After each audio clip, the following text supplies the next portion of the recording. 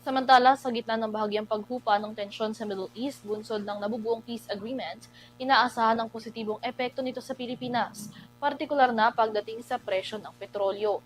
Sa susunod kasi na linggo, inaasahang magkakaroon ng rollback sa presyo ng LPG. Kung magkano, idedetalye ni Catherine Nandicho. Ayon sa LPG Marketers Association, posibleng bumaba ng 12 pesos ang presyo ng LPG sa susunod na buwan.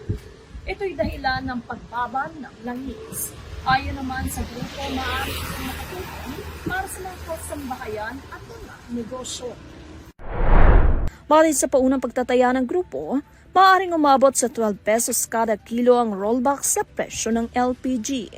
Kung may isa sa katuparan, inaasahang makipagbibigay ito ng ginhawa sa mga kabahayan at negosyo na umaasa sa cooking gas para sa kanilang pang-araw-araw na pangangailangan. Na po nila na maglayag ang mga barko, papasok at paglabas ng Strait of Hormuz na 4 na buwan na po sa kasalukuyan na hindi po nagagamit. Yan pong Strait of Hormuz na kung saan 90% ng ating pangangailangan sa Asian region na langis ay doon po dumadaan.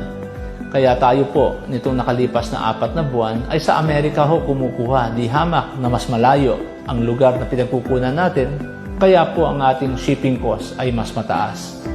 Ngayon, sa development na pagbubukas ng Strait of Hormuz, definitely po, bababa po ang shipping cost. Hindi lang po shipping cost dahil pag dumami po ang produkto, sigurado, pati po yung contract price ng LPG na isineset ng Saudi Aramco ay mag-uumpisa na pong bumaba. Hindi lang po bababa, kundi babagsak po. Yan po ay sa nakikita natin na forecast sa ngayon. Gayunpaman, nilinaw ng asosasyon na paunang pagtataya pa lamang ito at maaari pang magbago depende sa galaw ng presyo ng produktong petrolyo sa pandaigdigang merkado sa mga darating pang araw.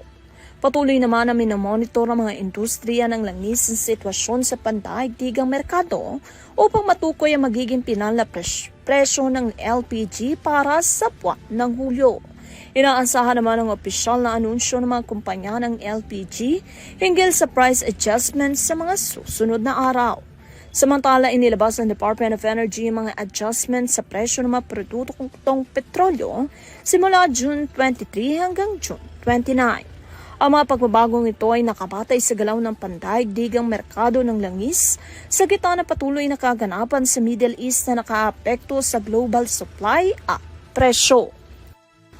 Para sa European News, Catherine Landicho, sumasaludo sa bawat Pilipino.